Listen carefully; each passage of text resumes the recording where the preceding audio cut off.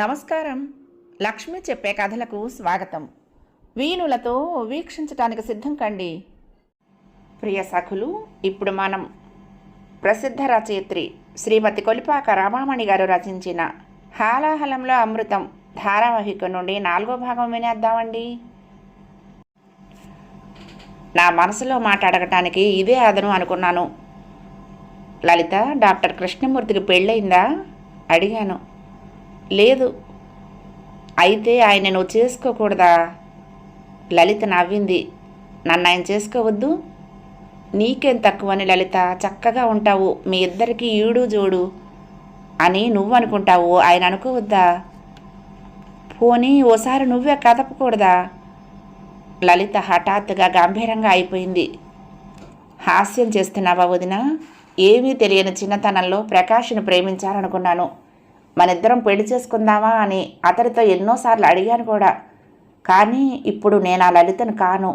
సిగ్గు లేకుండా మీరు నన్ను పెళ్లి చేసుకుంటారా అని కృష్ణమూర్తి గారిని అడగనా అంది. నా పొరపాటుకి నాలుగు కొరుక్కున్నాను. సారీ లలిత అంటూ బ్రతిమాలాను. పొరపాటు చేసినందుకు నేను తప్పుదిద్దుకోవాలనుకున్నాను. అందుకే అత్తకి డాక్టర్ కృష్ణమూర్తి గారి గురించి వివరాలు రాశాను.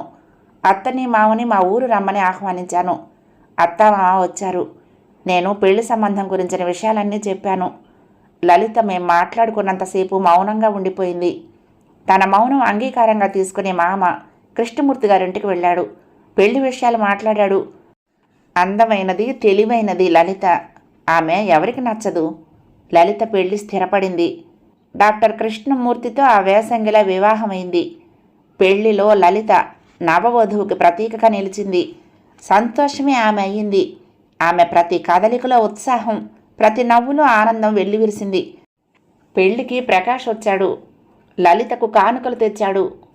బావున్నారా అంటూ నా దగ్గరకు వచ్చి పలకరించడం నాకు ఆశ్చర్యమే కలిగింది. ఉద్యోగస్తుడయ్యాడు. పెద్ద మనిషి తరహా వచ్చింది.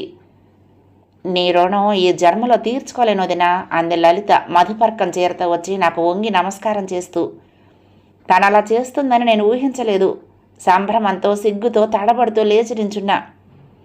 ఏం పని లలిత, నాకెందుకు ఈ నమస్కారాలు అంటూ లలితను లేపి దగ్గరకు చేర్చుకున్నాను. లలిత తల నిండా పచ్చని తలంబ్రాలు. ఆ తలంబ్రాల రంగు అంటుకొని తెల్లని ఆమె చీర. జడలో తురిమిన అరవిచ్చిన మల్లెలు పసుపు రంగుకు తిరిగాయి. తెల్లని ఆమె కంఠసీమలో మెరిసే కొత్త మంగళసూత్రాలు, నల్లపూసల దండ. లలితను అలా చూస్తూ ఉంటే నా పెళ్లి గుర్తుకొచ్చింది. ఈనాడు ఈమె ఎంత సంతోషంగా ఉందో ఆనాడు నేనంత విచారంగా ఉన్నాను. కృష్ణమూర్తి లాంటి భర్త లభిస్తే ఏ స్త్రీ ఆనందంగా ఉండదు? సచ్చరిత్రుడు, బుద్ధిమంతుడు, యోగ్యుడు అయిన పురుషుడు లభించడం కంటే వేరే అదృష్టం ఏముంటుంది? అలాంటి పురుషుణ్ణి ఆరాధించడంలో తప్పు లేదు. మనం కోరుకునే మంచి గుణాలన్నీ ఉంటాయనే భగవంతుడైన రాముణ్ణి మనం పూజిస్తాము. కానీ లలితను చూస్తే నాకు అసూయ కలగటం లేదు. ఎంతో తృప్తిగా ఉంది. నాకు లేని అదృష్టం నా స్నేహితురాలు పొందటం ఆనందంగానే ఉంది. లలిత, కృష్ణమూర్తి మా ఇంటికి కొద్ది దూరంలోనే ఇల్లు తీసుకుని కాపురం పెట్టారు. లలిత అక్కడి ఆసుపత్రిలోనే హౌస్ సర్జన్గా చేరింది. వాళ్ళిద్దరి కాపురం చూడముచ్చటగా ఉంది. తరచూ నేను వారింటికి వెళ్ళటం కానీ లేదా లలిత, కృష్ణమూర్తి మా ఇంటికి రావటం కానీ జరుగుతోంది. మా మధ్య వంతెన వెంకటేష్. పిల్లలంటే కృష్ణమూర్తి గారికి సహజంగా ఎంతో ఇష్టం. మా ఇంటికి వచ్చినప్పుడల్లా ఆయన ఎక్కువ కాలం బాబుతోనే గడుపుతారు. మేం కలుసుకున్నప్పుడల్లా ఎన్నో విషయాలు ప్రస్తావనకు వచ్చేవి. అందులో నా చదువు, పరీక్షలు, ఉద్యోగం కూడా దూరలేవి. నేను BA 2వ సంవత్సరం పరీక్షకు చదువుతున్నాను. సాధారణంగా అమ్మ కూడా వచ్చి మా చర్చలలో పాల్గొనేది. ఆ రోజు కృష్ణమూర్తి గారు పిల్లల వార్డులో జరిగిన విషయాలు చెప్తున్నారు. సత్యానికి 4 ఏళ్ళు, లివర్ జబ్బు, బాణలాంటి పొట్ట, పుల్లల్లాంటి కాళ్ళు చేతులతో తీసుకొచ్చారు. వాడికి జబ్బు చాలా రోజుల నుంచే ఉన్నట్టుంది. తల్లిదండ్రి అశ్రద్ధ చేశారు. పోనీ ఇప్పుడైనా జాగ్రత్తగా ఉండొచ్చు కదండి. అదీ లేదు. ఓ పక్కన మేము మందులిస్తూ ఉంటే వాళ్ళు రెండో పక్కన అడ్డమైనవి పెట్టేస్తారు. పొద్దున్నే పెసరట్లు, మసాలా దోశలు పెడితే వాడికి ఎప్పటికైనా రోగం కుదురుతుందా? మా మందులు పనిచేస్తాయా? ఏవైనా గట్టిగా చెప్తే ఏడుస్తారు. మెల్లిగా మాట్లాడితే లక్ష్య పెట్టరు. అవివేకం, మూర్ఖత్వం మన వాళ్లలో ఎప్పుడు పోతాయో. కృష్ణమూర్తి గారి గొంతులో అనంతమైన వ్యధ కదిలింది. పిల్లలకి రోగం వస్తే ఆసుపత్రిలో చేర్పించడం వరకే తమ బాధ్యత అనుకుంటారు తల్లిదండ్రులు. మందులు సరిగ్గా వేసి ఆరోగ్య సూత్రాలను పాటిస్తేనే రోగం కుదురుతుందన్న ఆలోచన ఉండదు అంది లలిత.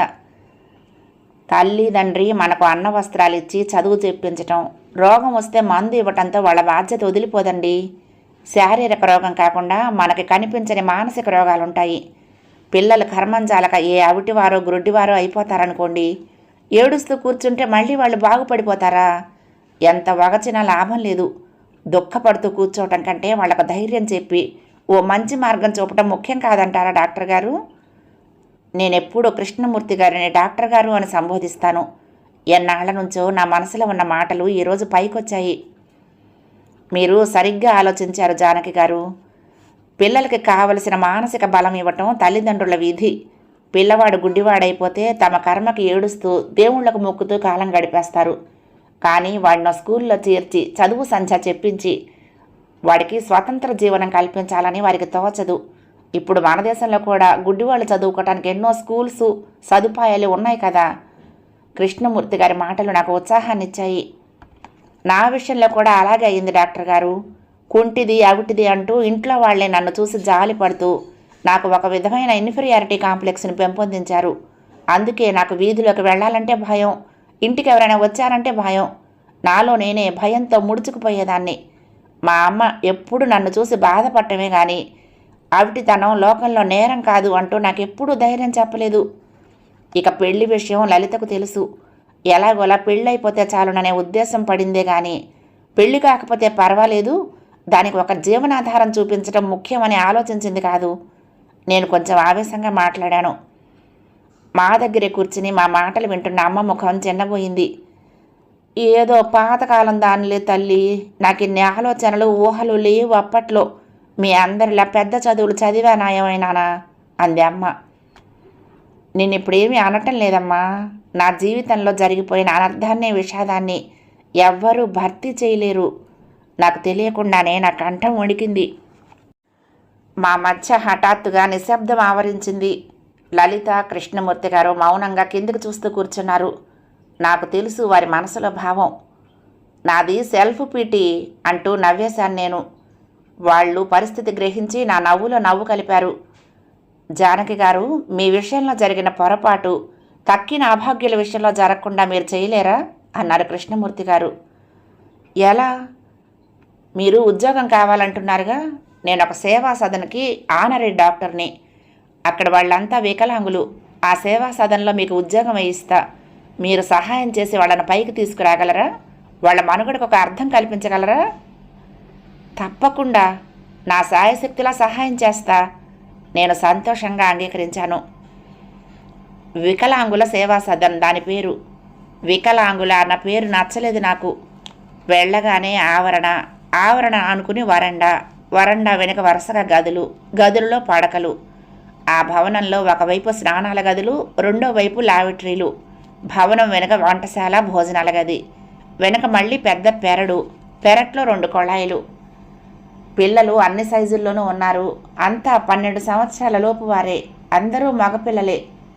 వార్డెన్గా నా ఉద్యోగపు ఆర్డర్ వచ్చాక కృష్ణమూర్తి గారు నన్ను సేవా సదన్కి తీసుకువెళ్ళి మేనేజర్కి పరిచయం చేశారు. మేనేజర్కి 50 సంవత్సరాలు ఉంటాయి. నెరుస్తున్న జుట్టు, పొట్టిగా లావుగా ఉన్నాడు. పేరు సుబ్బారావు.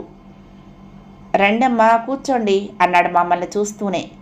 అతని కళ్ళల్లో నా రాక పట్ల అయిష్టత తొంగి చూస్తోంది. డాక్టర్ గారితో మాట్లాడాక నాకు సేవా సదన్ అంతా చూపించాడు మేనేజర్.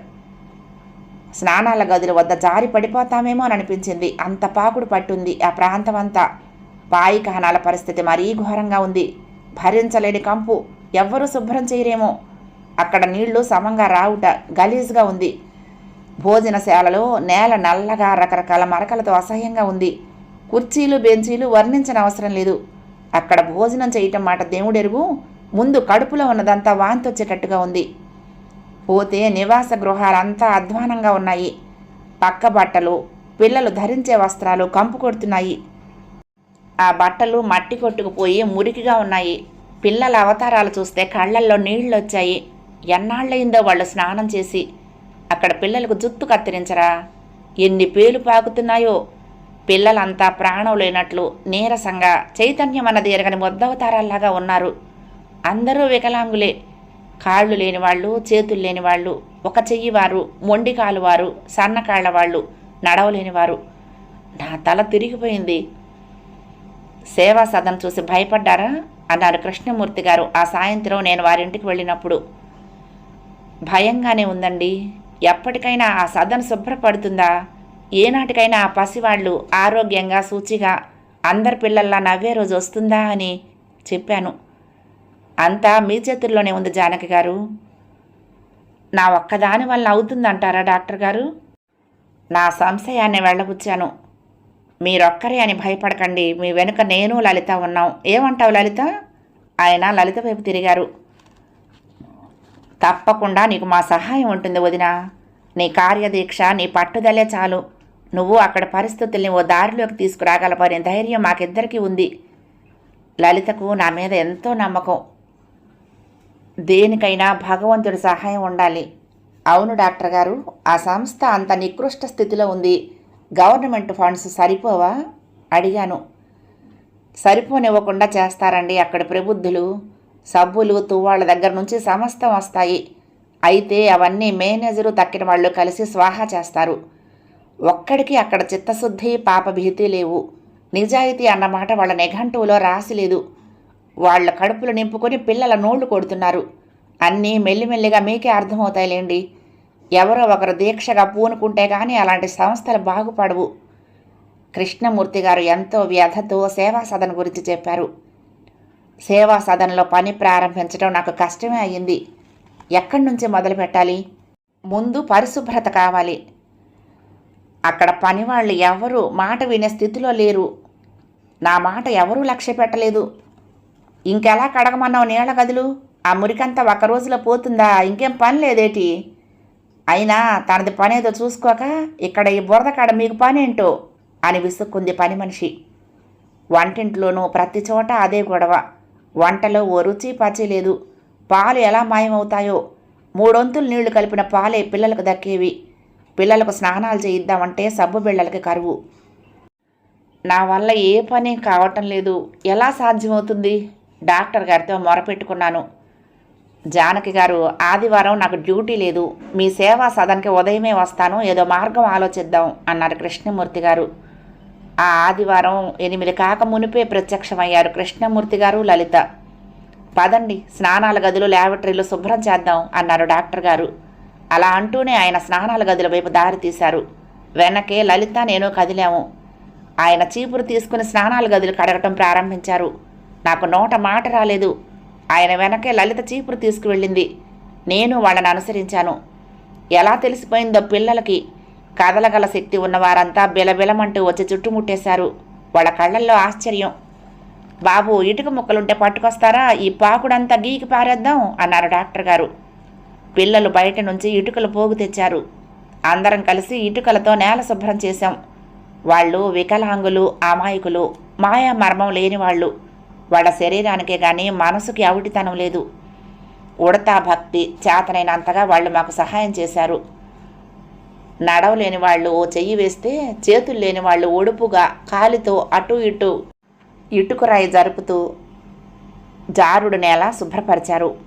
స్నానాల గదులైన తర్వాత పాయికానాలు శుభ్రపరిచాము. ఇంట్లో కూడా ఎప్పుడూ నేను ల్యాబరేటరీ కడిగి ఎరగను. అలాంటిది అసహించుకోకుండా నడుం కట్టి పనిలోకి దిగానంటే అదంతా డాక్టర్ గారి ఆదర్శమే. మా పనులు జరుగుతూ ఉండగానే మేనేజర్ పరిగెత్తుకొచ్చాడు. డాక్టర్ గారు, మీకేం కర్మండి ఈ పనులన్నీ చేయటానికి? అయ్యా, మీరు బయటికి రండి, పని వాళ్ళు ఉన్నారు, కడుగుతారు అన్నాడు అతి మర్యాద వలకపోస్తూ. దయచేసి మీరు మా పనులకు విఘ్నం కలిగించకండి అన్నారు డాక్టర్ గారు గంభీరంగా. ఇక్కడి హడావిడ చూశారేమో, వంటింట్లో సిబ్బందిలో చలనం కలిగింది. వంటిల్లంతా కడిగి టేబుల్స్ పరిచారు. ఆ రోజు పిల్లలందరినీ పెరట్లోకి తీసుకువెళ్ళి డాక్టర్ గారు కొళాయి కింద వరుసగా నీళ్లు పోస్తే నేను, లలిత వాళ్ళని తుడిచి బట్టలు వేశాము. నేను ఇంటికి వెళ్ళేసరికి 3 గంటలైంది. అమ్మ కంగారు పడుతోంది. ఇంటికి వెళ్ళి బట్టలు తడుపుకొని తలార స్నానం చేశాను. ఏమిటమ్మా ఇంత ఆలస్యమైంది అంది అమ్మ అన్నం కంచంలో వడ్డిస్తూ. ఉదయం వెళ్ళినప్పటి నుండి జరిగిన విశేషాలు ఒకటొకటిగా అమ్మకి వివరిస్తూ ఉంటే అమ్మ అవన్నీ నిజమని నమ్మలేదు. ఏమిటే జానకి, డాక్టర్ గారు నిజంగానే చీపురు పట్టుకు తుడిచారుటే, పిల్లలకి స్నానం చేయించారుటే, అంత పెద్ద డాక్టర్ అటువంటి పనులు చేశారటే అంది అమ్మ అతిగా ఆశ్చర్యపోతూ. అవునమ్మా, అన్నీ నిజంగానే చేశారు. గాంధీ గారిని నా కళ్ళతో చూడలేదు, ఆయన చేసిన గొప్ప పనుల గురించి వినటమే కానీ. రామకృష్ణ పరమహంస వీధులు శుభ్రపరిచేవారని చదివాను, కానీ ఈరోజు నా కళ్ళతో చూశానమ్మా. గాంధీ గారే మళ్ళీ డాక్టర్ గారిలా పుట్టారేమో అనిపించింది. అమ్మా, 100 మందికి ఒక్కరు డాక్టర్ గారు లాంటి యువకుడుంటే చాలమ్మా మన దేశం బాగుపడటానికి అన్నాను. నా మనసు ఆ రోజు చాలా ఉద్రేకంగా ఉంది. ఆ ఆదివారమే కాదు, డాక్టర్ గారు లలిత ప్రతి ఆదివారం ఉదయం సేవా సదన్కి వచ్చేవారు. వారి రాకతో అక్కడికి వెలుగొచ్చినట్లు ఉండేది. ఆదివారం అంటే మా సదన్ శుభ్రపరిచే రోజు. అనుకోకుండా పనివారిలో కూడా కొంచెం చురుకుదనం వచ్చింది. సదన్ పరిశుభ్రత హెచ్చింది. పిల్లలు మాకు చేరువవుతున్నారు. బహుశా వారిలో ఒక్కర్తిగా ఉండటం వల్లనేమో పిల్లలు చనువుగా నా దగ్గరకు వచ్చేవారు. కానీ నాకు తెలుసు, మేనేజర్కు తక్కిన ఉద్యోగులకు నేనంటే అంత ఇష్టం లేదని. నా వెనక వారు నన్ను కుంటావిడ, గూనెమ్మ అంటూ ఎగతాళిగా మాట్లాడుతూ ఉంటారు. మేనేజరు నేను బద్ధ శత్రువులమయ్యాము. అయితే మాది ముసుగులో గుద్దులాట. సేవా సదన్కి వచ్చే ధర్మాలు, సబ్బులు, తువ్వాళ్ళు, బట్టలు తిన్నగా పిల్లలకే చెందాలని పోట్లాడుతున్నాను. నా వెనక డాక్టర్ గారి సహాయం ఉంది. ఎన్ని చేస్తేనే ఇంకా సదన్లో దరిద్రమే. పిల్లలకు తగిన విద్య లేదు, ఆడుకునే అవకాశం లేదు, మంచి పుష్టికరమైన తిండి లేదు. ఏదైనా గట్టిగా అంటే ఫండ్స్ సరిపోవు అంటారు. దీనికి పరిష్కారం ఎలా? రోజు ఇదే ఆలోచన నాకు. తగిన విద్య, చిన్న చిన్న ఆటపాటలు లేకుండా వీళ్ళ మెదడు ఎలా పదును పారుతుంది? వీళ్ళకి మానసిక ఆరోగ్యం ఎలా వస్తుంది? చిన్నపిల్లలు డల్గా ఏదో పోగొట్టుకున్నట్లు ఉండేవారు. కొంచెం పెద్ద పిల్లలు బద్ధకంగా ముద్దుగా ఉండేవారు. ఇప్పుడే కదండి ప్రారంభించాం ఈ సేవా సదన్. కొన్నాళ్ళు పోతే మెల్లిమెల్లిగా అన్నీ అమర్చుకోవచ్చును. వీళ్ళకేదో ఒక ఉపాధి కల్పిద్దాం అంటాడు మేనేజర్ సుబ్బారావు. ఇప్పుడే అంటే ఎన్నేళ్ళయిందండి ఇది ప్రారంభించి? అంతా 7-8 ఏళ్ళు అయింది అన్నాడాయన. 7-8 ఏళ్ళంటే పిల్లల జీవితంలో ఎంత నష్టపోయారు.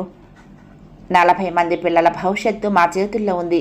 తీర్చిదిద్దే మార్గం ఏది? రాత్రి పడుకుంటే నాకు రకరకాల ఆలోచనలు. ఏమిటే జానకి, బొత్తిగా పిచ్చిదానిలా అలా అయిపోతావు? 10 మందితో పాటే నువ్వును.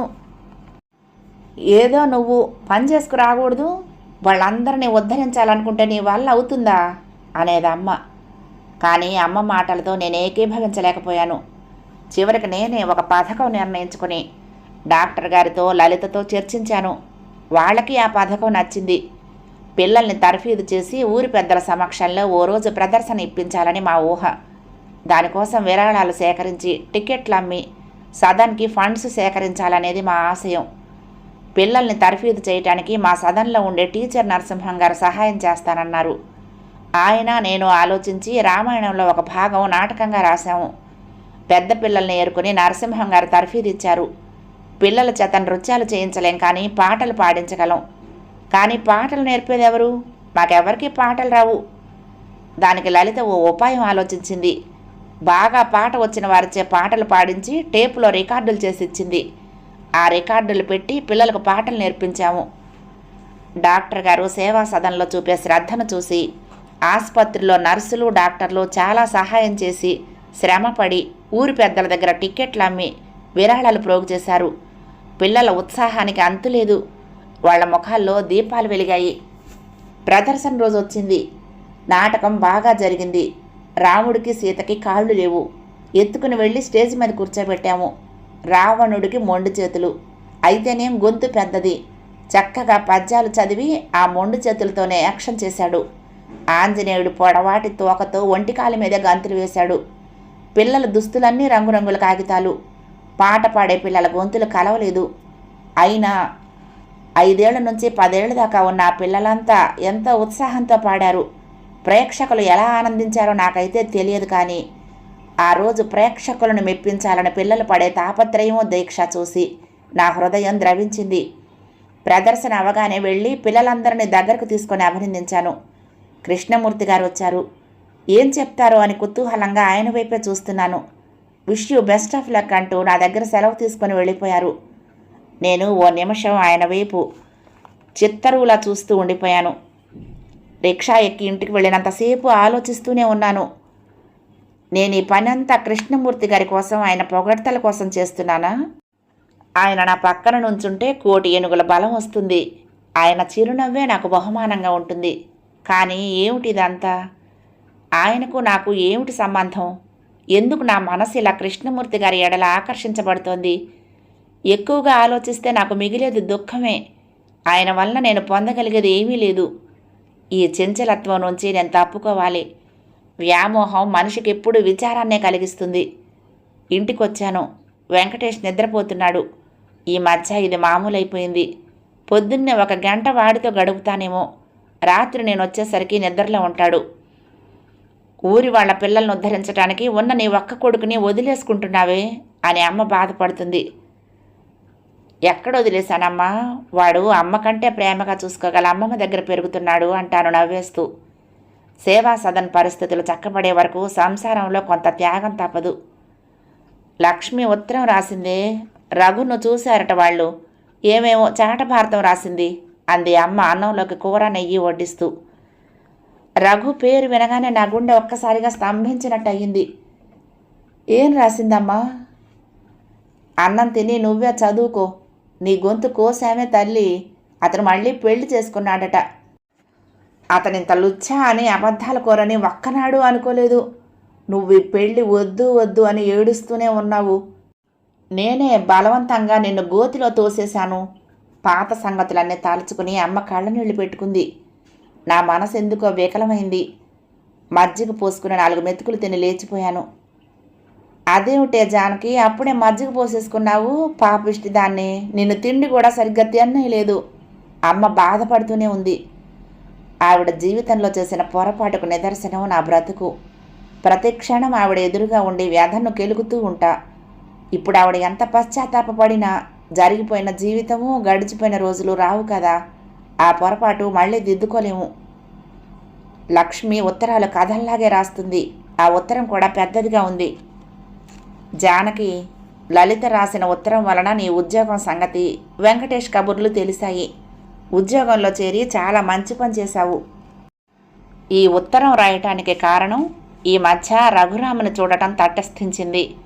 నేను మా ఆయన మొన్న ఆదివారం మార్నింగ్ షోకి ది గ్రేట్ ఎస్కేప్ చూడటానికి వెళ్ళాం. పాత సినిమా మళ్ళీ చూడాలని వెళ్ళాం.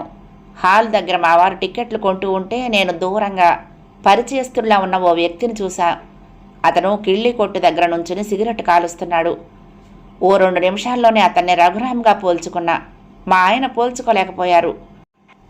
మేము రఘుని నీ పెళ్లిలో ఆ ఒక్కరోజే చూసాము. రఘుని మేము మళ్ళీ మళ్ళీ చూడలేదుగా. ఇంకొక కారణం, అతను బాగా మారిపోయాడు. ముదురు మొహం, మీసాలు, గళ్ళలుంగి, అవతారం అంతా మారిపోయింది. బాగా తాగుతాడో ఏమో, ముఖమంతా ఉబ్బి జబ్బు మనిషిలా ఉన్నాడు. రఘు కబుర్లు తెలుసుకుందామని మేమిద్దరం అతని దగ్గరగా వెళ్ళాం. మిమ్మల్ని ఎక్కడో చూసినట్టుంది. చాలా పరిచయస్తుల ముఖంలా ఉంది, కానీ పేరు జ్ఞాపకం రావటం లేదు అన్నారు మా వారు. మేము అనుకున్నట్లే రఘు మమ్మల్ని పోల్చుకోలేదు. ఆయన ఎలాగూ గుర్తించలేరు. పెద్ద ముడి వేసుకుని గాగుల్స్ పట్టుకున్న నన్ను గుర్తించినట్టు లేదు. నాకు మీరెవరో తెలియదండి, నా పేరు రఘునాథ్ అన్నాడు. మా ఆయన తన పేరు, చేస్తున్న ఉద్యోగం చెప్పారు. కానీ నాకు నీకు ఉన్న సంబంధం చెప్పలేదు. మాటల్లో దింపి రఘు విషయాలన్నీ అడిగారు. రఘు చేస్తున్న ఉద్యోగం గురించి అతని మాటల్లో చెప్పాలంటే ఇలా ఉంటుంది. నేను కుక్కుగా పనిచేస్తున్నానండి. పూర్వమైతే వంటవాడు అని హేళనుండేది. ఇప్పుడు ఈ ఉద్యోగం ఎంతో గౌరవప్రదమైనది. మీకు హైదరాబాద్లో హోటల్ నాగార్జున తెలుసా? అక్కడే హెడ్ కుక్గా పనిచేస్తున్నాను. నెలకు 1000 రూపాయలు జీతం ఇస్తారు. ఈ మారు మీరు హోటల్ నాగార్జునకు వస్తే నా పేరు అడగండి, నన్ను కలుసుకోవచ్చు. అయినా నేను అక్కడ ఎక్కువ కాలం ఉంటానో లేదో చెప్పలేను. ఢిల్లీలో ఓ 5 స్టార్ హోటల్ పెడుతున్నారు. అక్కడికి రమ్మని హోటల్ వాళ్ళు రాస్తున్నారు. జీతం 2000 దాకా ఇస్తామంటున్నారు. నేనే ఆలోచిస్తున్నాను. సంసారాన్ని ఇంత దూరంలో వదిలి వెళ్ళటమా అని ఆలోచిస్తున్నాను. మా ఆవిడ ఉట్టి సత్తుకాలపు మనిషి అండి. ఆ ఢిల్లీలో ఉండగలదా? హైదరాబాద్ కూడా రానంది. విజయవాడలో వాళ్ళ నాన్నగారి దగ్గర ఉంటుంది. చంటిపిల్ల ఒకర్తి. పైగా వాళ్ళ నాన్నకి పక్షవాతం. నేనే ఆవిడ్ని బలవంతం పెట్టలేదు. డబ్బు పంపుతూ ఉంటా. మీరెక్కడే ఉండండి అన్నాను. తమ్ముడు, మా అక్కయ్య హైదరాబాద్లో నా దగ్గర ఉన్నారు. నా భోజనం గొడవలేదు. ఎటొచ్చి మా అక్కయ్య విధవ. తనని 2 పిల్లల్ని పోషించాలి. తమ్ముడు ఇంకా బిఏలో ఉన్నాడు. అసలు మాది అన్నవరం అండి. మా నాన్నగారు మా చిన్నప్పుడే పోయారు. చిన్నతనంలోనే నా మీద సంసార బాధ్యత పడింది. కష్టపడి బిఏ పాస్ అయ్యాను. మా అమ్మగారు చాలా కమ్మగా వంట చేసేవారు. మా అమ్మకి ఒంట్లో అనారోగ్యం వస్తే నేను సరదాకి వంట చేసేవాడిని. ఓ రోజు ఇలాగే ఓ పెద్ద మనిషి విజయవాడ నుంచి పని మీద మా ఊరొచ్చి మా ఇంట్లో నా చేతి వంట తినాల్సి వచ్చింది. వెంటనే తెగ మెచ్చుకుంటూ, ఏమోయ్ మా బెజవాడ వస్తావేంటి, హోటల్లో మంచి ఉద్యోగం వేయిస్తా అన్నాడు. వెంటనే బయలుదేరాను. ఏదో ఒక ఉద్యోగం చూసుకోవాలి కదండి, ఎన్నాళ్ళని మరొకరి పంచన తింటాం. మా బాబయ్య మంచివారే, కానీ ఆయన మీద ఎల్లకాలం భారం పెట్టేయటం తప్పు కాదు. ఇలా సాగింది అతని ధోరణి. ఈ వాగుడంతా వినటానికి మాకైన వ్యయం ఓ సినిమా టిక్కెట్టు. అతనికి ఓ టిక్కెట్ కొని మాతో పాటు తీసుకెళ్ళాం. కానీ అక్కడితో మా ఖర్చు వదలలేదు. మర్నాడు మా ఇంటికి వచ్చి పర్సు పోయిందని హైదరాబాద్ దాకా టిక్కెట్ ఖర్చు ఇవ్వమని మా పీకల మీద కూర్చుని మా ఆయన దగ్గర 15 రూపాయలు పట్టుకుపోయాడు. ఇది రఘు కథ. అతని మాటల్లో ఎన్ని నిజాలున్నాయో ఎన్ని అబద్ధాలున్నాయో మీరే నిర్ణయించుకోండి. నువ్వు గోతిలో పడ్డావో, గోతిలో నుంచి బయట పడ్డావో, ఏం ఊహించుకోవాలో నాకేం అర్థం కావటం లేదు. ఈ ఉత్తరంలో విషయాలు నిన్ను బాధిస్తే నన్ను క్షమించు. ఎప్పటికైనా నిజం తెలియటం మంచిది కదా. చేదుగా ఉందని నిజాన్ని దాచలేము. అత్తకి నమస్కారాలు. వెంకటేష్కి ఆశీస్సులు. ప్రేమతో లక్ష్మి. ఆ రాత్రి నా మనసంతా శూన్యంగా ఉంది. మాటి మాటికి రఘు జ్ఞాపకం వచ్చాడు. అలాంటి వాడితో నేను కాపురం ఎలా చేశానో నాకే అర్థం కాలేదు. వెంకటేష్కి రఘు తండ్రి అని మనసుకు తోచినప్పుడల్లా వెంకటేష్ను తాకటానికి కూడా ఒక రకమైన అయిష్టత కలుగుతోంది. ఆ బూటకపు మనిషి నాకు భర్త అనుకోవటానికి జుగుప్స కలిగింది. మంగళసూత్రాలు నల్లపూసలు తీసి బీరువాలో పడేశాను. మర్నాడు నా బోసి మెడ చూసి అమ్మ ఏదో అనబోయింది, కానీ నా ముఖం చూసి మౌనంగా ఉండిపోయింది. అమ్మ, మన ఇంట్లో ఇక రఘు మాట ఎత్తకూడదు అన్నాను. ప్రదర్శన వల్ల సంక్రమించిన డబ్బుతో పిల్లలకు చాలా సదుపాయాలు సమకూరాయి. 2 కాళ్ళు లేని వారికి చక్రాల బళ్ళు తెప్పించాము. పోలియో వచ్చి కానీ మరే జబ్బు వలన కానీ నడక రాని వారికి నడక నేర్పించడానికి 3 చక్రాలవి కర్రబళ్ళు ఎత్తుగా చేయించాము. అవి పట్టుకుని నిలబడి మెల్లిగా ఆ పిల్లలు నడవటం సాధన చేస్తూ క్రమంగా నడక నేర్చుకోవచ్చని మా ఆశ. చేతులున్నవారు ఇండోర్ గేమ్స్ ఆడటానికి క్యారమ్స్, చెస్, చైనీస్ చెక్కర్స్ లాంటి ఆటలు కొన్నాము. కాళ్ళుండి నడవగల పిల్లల్ని ఫుట్బాల్ ఆడించేవాళ్ళం. అలాగే చిత్రలేఖనం, సంగీతం లాంటి లలిత కళలు ప్రవేశపెట్టాము. ఒకచోట కూర్చొని నేర్చుకోవచ్చును. చదువుతో పాటు పిల్లలందరినీ జట్లుగా పార్కులకి, చిన్న చిన్న పిక్నిక్లకి తీసుకువెళ్ళటం, మధ్య మధ్య సినిమాలు, నాటకాలు చూపించటం మా సదన్లో కార్యక్రమాలు. వాళ్ళు తక్కిన మనుషుల కంటే ఏ విధంగానూ వేరు కారని చెప్పాలని నా ఊహ. మనుషుల అవయవాల్లో భేదం ఉండొచ్చును, కానీ మనుషుల ఊహలు, కోరికలు, మనుగడ అందరికీ సమానమే. వికలాంగులైన ఈ పిల్లలు తమ అంగవైకల్యం చూసి చిన్నతనం పడాల్సిన అవసరం ఏమాత్రం లేదని తెలుసుకోవాలి. సృష్టిలో ఎన్నో అపశృతులు, అందులో ఈ వికలాంగుల ఒక భాగం. మా సేవా సదనకి ఎవరైనా వచ్చి పిల్లల్ని చూసి జాలి పడితే నాకు కోపం వచ్చేది. వారికి కావలసింది జాలి కాదు, ప్రోత్సాహం. జీవించడానికి ఉత్సాహం ఇవ్వండి అంటాను. కృష్ణమూర్తి గారు తక్కిన పెద్దల ప్రయత్నం వలన మేనేజర్ సుబ్బారావు గారికి పదవీచ్యుతి కలిగింది. వారి స్థానంలో నారాయణరావు గారు వచ్చారు. వీరికి పిల్లల ఎడల సహజమైన ప్రేమ ఉంది. పాలు, పళ్ళు, సబ్బులు, తువ్వాళ్ళు పిల్లలకు సక్రమంగా అందుతున్నాయి. ధర్మదాతల దానాలు మధ్యలో చేతులు మారక తిన్నగా సేవా సదన పిల్లలకే చేరుతున్నాయి. పిల్లలు ఆరోగ్యంగా విచ్చుకున్న పువ్వుల్లా ఉన్నారు. వెంకటేష్కి క్లాసులో ఫస్ట్ మార్క్ వచ్చిందంటే ఆనందం కలగవచ్చు. కానీ మా సదన్లో పిల్లవాడు అనిల్ కుమార్కి శంకర్ నిర్వహించే చిత్రలేఖనం పోటీలో కాలుతో గీసిన వర్ణ చిత్రానికి ద్వితీయ బహుమతి వచ్చిందంటే కలిగే ఆనందం వేరు, అది అద్వితీయం. రోటరీ క్లబ్ నిర్వహించిన వక్తృత్వపు పోటీలలో ఒంటికాలుతో నడిచే శంకర్రావుకి ప్రథమ బహుమతి రావటం నిజంగా నాకు గర్వకారణం. వాళ్ళకి బహుమతులు వచ్చాయని కాదు, అందరితో పాటు పోటీకి నిలబడే ధైర్యం, మనోనిబ్బరం వాళ్ళకి వచ్చాయని సంతోషం. చిన్నప్పటి వారి విజయాలు భావి జీవితంలో ఓ గొప్ప వ్యక్తిత్వాన్ని, ఆత్మ గౌరవాన్ని వాళ్ళకి సమకూర్చి పెడతాయని నా ఆశ. సుఖ దుఃఖాలని ఆత్మీయులతో పంచుకోవాలని ఉంటుంది. మా సేవా సదన్ బాలుర విజయాలను లలిత, కృష్ణమూర్తులతో ముచ్చటించాలని వారింటికి వెళ్ళాను. లలితకు డ్యూటీ లేనట్టుంది. బుల్లి స్వెటర్ అల్లుతోంది. నీలం రంగు వెంకటగిరి చీర కట్టుకుని నిండుగా కూర్చుంది. ఈ మధ్య కొంచెం ఒళ్ళొచ్చింది. దానికి తోడు రాబోయే పాపాయి తలపుల తీయదనపు ప్రకాశం ముఖమంతా పరుచుకుని అందంగా ఉంది. నేను వెళ్ళిన 5 నిమిషాలకే డాక్టర్ గారు వచ్చారు. లలిత మా ముగ్గురికి కాఫీ కలిపి తెచ్చి కృష్ణమూర్తి గారికి సేవా సదన విజయాల గురించి చెప్పింది. చాలా సంతోషం జానకి గారు అన్నారు డాక్టర్ గారు. ఆయన ముఖంలో నిజమైన ఆనందం కనిపించింది. హాలాహలంలో నుంచి అమృతం పుట్టింది అంది లలిత. అంటే డాక్టర్ గారు ప్రశ్నించారు. దేవతలు దానవులు పాల సముద్రం మధిస్తే ముందు హాలాహలం పుట్టిందని, తర్వాత అమృతం పుట్టిందని అంటారు. మా వదిన విషయం కూడా అంతే. జీవితంలో ఎంతో దుఃఖం అనుభవించింది. కానీ ఆ చేదునంతా పరమయోగి శివుడిలా గుండెల్లోనే దాచేసింది. ఆ దుఃఖానుభవంలో నుంచి అమృతం పుట్టింది. అదే పిల్లలందరికీ పంచిపెడుతోంది అంది లలిత నవ్వుతూ. లలిత ఎప్పుడూ అంతే. నాలో లేని ఉన్నతత్వం ఊహించుకుంటూ నాకు గొప్పతనం కల్పిస్తుంది పిచ్చిపిల్ల. కానీ లలిత చెప్పినట్లు సముద్ర మథనమే జరుగుంటే అమృతం వెలికి తీసిన దేవత డాక్టర్ గారు. నవల సమాప్తం. ప్రియ సఖులు, ఈ నవల మీకు నచ్చితే తప్పకుండా లైక్ చేయండి, షేర్ చేయండి, కామెంట్ చేయండి, సబ్స్క్రైబ్ చేసుకుని నన్ను ఎంకరేజ్ చేయండి. ఉంటానండి. ప్రేమతో లక్ష్మి. కృష్ణాతీరం దుర్గమ్మ సన్నిధానం. నమస్తే.